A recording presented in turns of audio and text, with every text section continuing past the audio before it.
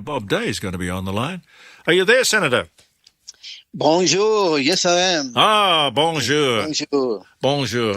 Interesting that about the map of the moon. I remember there was one of the Trivial Pursuit questions, geography question. Where is the Sea of Tranquility? Well, we did land on it, didn't we? Yes, but a lot of people think the Sea of Tranquility is somewhere on Earth. But, of course, the answer is on the moon. Yeah. Are there really 7 seas? They keep on talking about 7 seas. Are there 7 seas? Well, I think so, yes. I don't know. There's the oceans, yeah. Some of it are... Fascinating, the great history ones there. Great to hear from John Howard. Good to hear his voice again. Yes.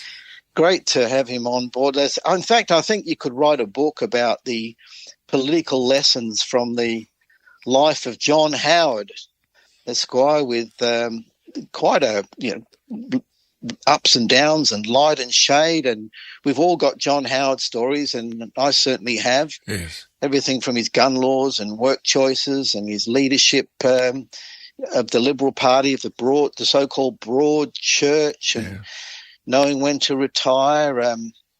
But it's his birthday today, and what's the old saying? Birthdays say how long you've been on the road, but they don't say how far you've travelled. No, good point. Some people have been on the road a long time and got nowhere, and others have been on the road a short time and covered a lot of distance. But happy birthday to our former Prime Minister. I certainly remember back in about 1994, I think it was, I was travelling around Alice Springs in Central Australia with Tony Abbott. We were friends before he went into Parliament, when he used to come to Adelaide to see what's our friend's name that had Rolly Park and yes, yeah. Kim Bonython.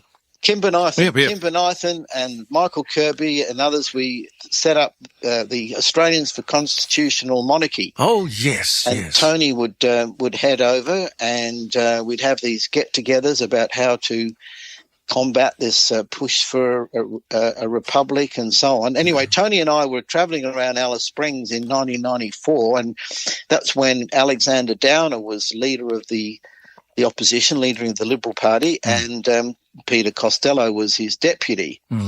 And Alexander was struggling a bit. And then our old friend Malcolm McGregor, who's now strangely become Kate McGregor, so he did a transition. But Malcolm McGregor was an ex-army guy, he was a friend of mine, he used to come to stay at my place. And he was a ex-military guy, did East Timor and all that sort of stuff.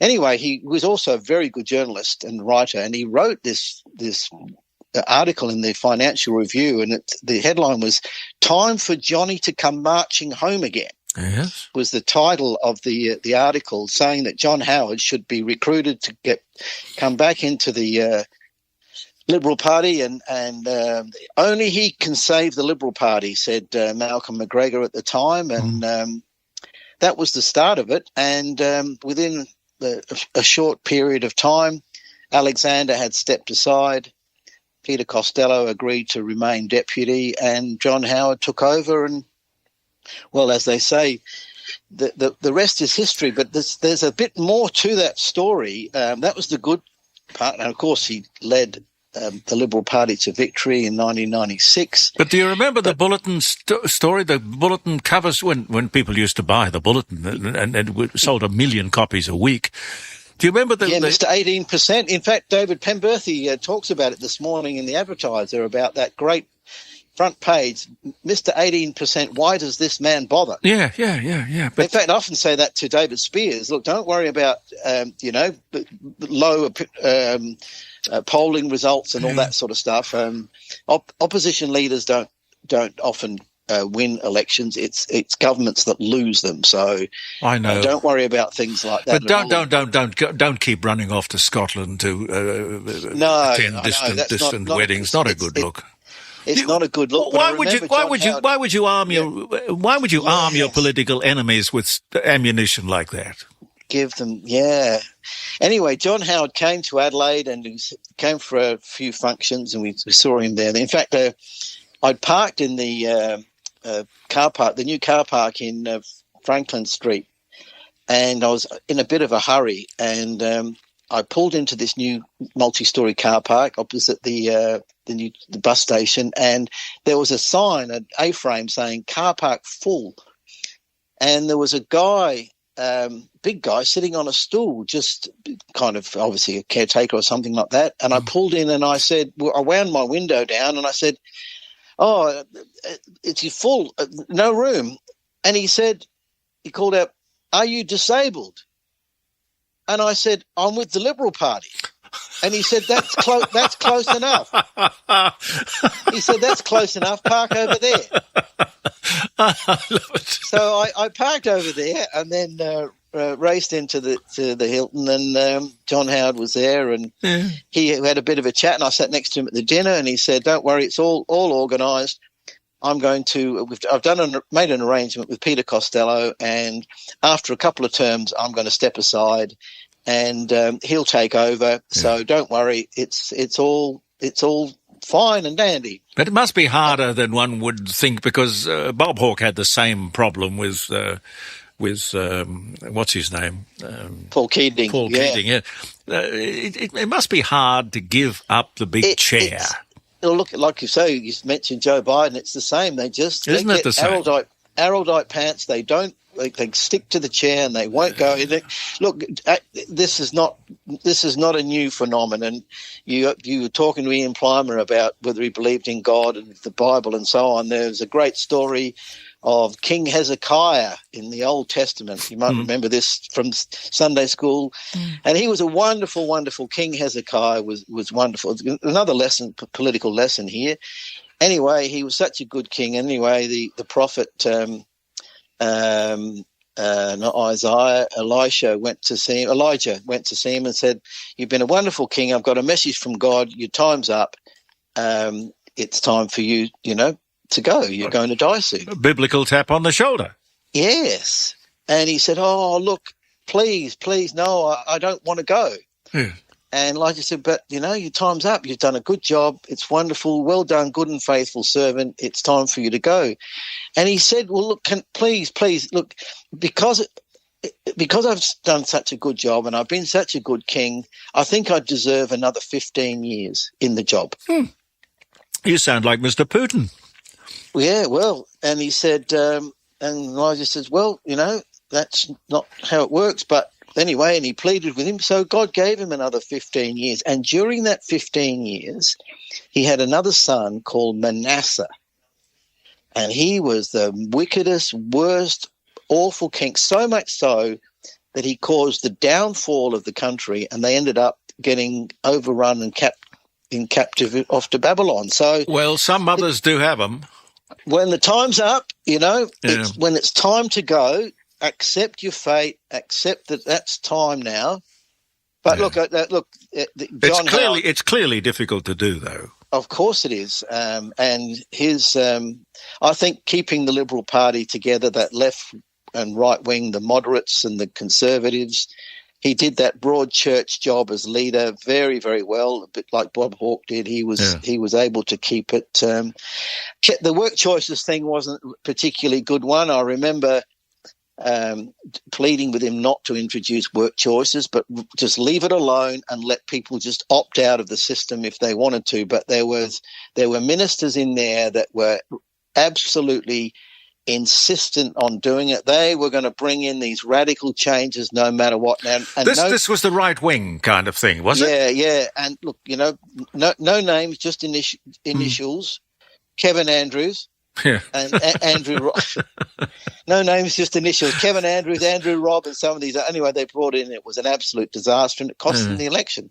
Well, our political antenna certainly wasn't working. No, it wasn't. But he, when I was in the Senate, they brought in those new Senate voting changes where before you could just put a 1 in the box, and the party of your choice could then allocate the preferences for you. Yeah. most people don't know about preferences and how they all work. It's very complicated, I just don't think we need it. That whole British election the other day was so quick and so certain. There was no confusion in either the voters' behaviour or the people's minds. And yet we've got this weird thing. Have you ever met this preference whisperer? Glenn Drury, I know him very well. Absolutely. So he could apparently get you into the Senate with 1 or 2 votes or something. No, not anymore. Not in the Senate. It's mostly state politics now because they abolished those preference arrangements back in 2015, 2016. Is the preference system, is that a good system? I think it is. The reason is first past the post is that whoever gets the most votes wins, but then you end up like the English system where you only got 20 and 30% of the vote and yet you win. Whereas at least with a preference system, if it's not your first choice that gets in, then at least your vote stays alive until it gets to the person who gets in. So if you say, look, I don't, my first choice is person A, but if he doesn't get in, I want my vote to go to person B, and so on. Now, the analogy I often use is when I played football in my younger days, I not once, Jeremy, did I ever get best on ground. I never got 3 votes ever, and to tell you the truth, I don't think I ever got 2 votes second best either. But I got quite a few third best, like one vote. I thought the idea was to kick a goal. Well, I played in the back pocket, so I was a good kick, even though I wasn't very tall. I had a good kick, so I could kick the ball a long way. And so I never got the chance to kick many goals. So, Trevor Obst, who played for Port Adelaide, Bubbles Obst, he was a back pocket player, and he won the McGarry Medal by playing in the back pocket. Never kicked a goal. So if you get lots of 1 points, you can actually win a medal by being the third choice. And because of consistency. And if everybody, like when I got elected to the Senate twice, I only got 4% of the vote, or nearly 4%, first preference, but I got 14%, second, third, fourth, fifth, sixth, seventh preference, and they all add up. Yeah. So it was a bit like my footy days where I never, not many people gave me best on ground or their first preference. But if you have a preference system and you want to allocate points and votes to all the team, then it is possible, and I think fairer to have a more consistent across the whole team approach rather than whoever's best on ground. That's it, and no one else. You get 1 vote. You only vote for best on ground and nobody else. But then again, that is telling me loud and clear that the thing we have to do as voters is to fill in below the line, because you don't want the political party of your choice choosing your preferences. You have to go down there and choose your own preferences. They know more about it than most people do. And a lot of people say, look, I don't understand preferences, but I'm happy to let you allocate my preferences for me. Otherwise, just go below the line, do it yourself. Yeah. Well, you've got a hand in your own destiny then, I would think. Yes, that's right, for sure. Oh, look, I would encourage people to vote below the line and allocate the preferences yourself. But if you haven't got the time or you don't really understand who to preference, then let your party of choice do it for you. But they took that away. And John Howard, that's how we got on this subject. Yeah. John Howard came out strongly against the change, and he said, look, the only party that will benefit from this will be the Greens. Yes. The Greens will increase their numbers in the Senate from what it was then 8 or 9 senators up to 12, and that's exactly what happened. Now the Greens have got the balance of power, and he was dead. John Howard was dead. John Howard, say what you like about him, but he had a nose for it. He knew politics and he understood it. No, I love the man. Now, you've spent a lifetime in the building business. Yes. I see that Zach Smith, the new head of the CFMEU, says that he's going to introduce the solution, a code of conduct, which I imagine is going to be hopefully better than the code of silence, which has prevailed. What do you because I initially wanted to talk to you about the idea that the trade union movement, the CFMEU, and all of these alleged bad behaviour, bad deals and paper bags filled with money and extortion and criminality and whatnot, it has to drive up the price of building, doesn't it? What does it do to the domestic house, do you think? It doesn't affect domestic building as much as the commercial sector, that's for sure. But what it does do, it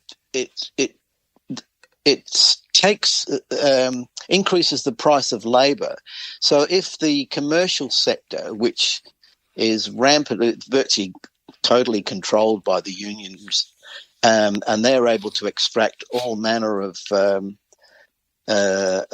benefits and so on from the commercial sector, and it drives up the wages of contractors, tradespeople on commercial sites, which then compete with the residential sector. So it drives up the cost of labour on the residential side as well. But this code of conduct is just window dressing.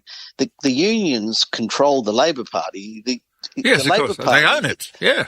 They own it. That the unions decide who gets to be the MPs, and that's the career path is mapped out for them right from when they're a young shop steward, like a Peter Malinauskas, shows a bit of talent in as a shop, in a shoppers union, and he works in a supermarket and said, here's the future for you. You'll become a shop steward, then a union organizer, and a union secretary, and then you'll become an MP, and then you'll become premier. So they map it out. So they all have to toe the line and do exactly what the union says. So it's absolute nonsense to say there'll be any code of conduct. It hasn't changed in 50 years from Norm Gallagher's BLF. No.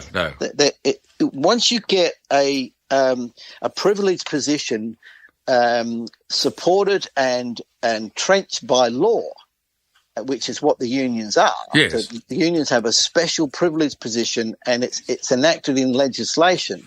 And it's against the law to go outside the industrial relations system, which is to get back to work choices. What they should have done in 2005 is just allow a simple opting out, so that if you want to go and work for whatever reason and whatever amount that you want for your reasons and no one else's, then you're allowed to. And that would punch a hole or drill a hole in that kind of. Yeah, well, that's my kind of world. That's the sort of world I want to live in. Free choice. They would never allow that. I mean, they don't mind allowing it for themselves. They don't mind getting quotes, tradespeople coming to their house. How much will you charge me to fix this window? And they can, whatever the tradesperson charges, then they're entitled to do that. But if you're an employee and you tried that, can you imagine back when Holdens were around and the car manufacturers were going gangbusters, and someone walked in and said, "How much are you paying those guys to put those seats in those cars?" And he said, it costs $100,000 a year. He said, well, I'll do it for $50,000. I'll work on that factory, on the assembly line. I'll do it for $50,000 a year. Yeah. All hell would break loose. It's a closed shop. It's a closed shop. That's exactly right. It's a closed shop. And not just the amount, but the control too. And Holden's left basically not so much because of the wages, even though they were very high. It was the control. They couldn't change a shift. They couldn't alter a line. They couldn't do anything without consulting with the union all the time. Well, in the end, they gave up. Well, that just quickly, because we're running out of time, Bob Gottliebsen was on the show the other day. Oh, yes. And he's written a story in the Australian about a 700-page piece of legislation which has been given the tick by the Albanese government will put a union rep at the board table of every company, big and small, around this country. Now, I don't know how this has snuck through to the keeper without there being absolute media outrage at the idea. Well, the media is in on it. The media's in on it. Yes, I agree with you. Of course, that the old saying, anything not based on economic reality is doomed to failure, and that is not economic reality. No. Putting unions, a union rep controlling bosses and business owners are going to say, I'm not having some union guy coming in here. Tell me, he'll close it up, move offshore, start doing things overseas, or retire, or do something else. We're architects of our own demise if we keep this up. This is ridiculous stuff. Totally, and that's exactly what will happen. I'll see you in a couple of weeks. Sounds good. Thank you. Bless your heart, and thank you for your wisdom. Passe on bon weekend. Have a good weekend. Bonjour. The wonderful Senator Bob Day.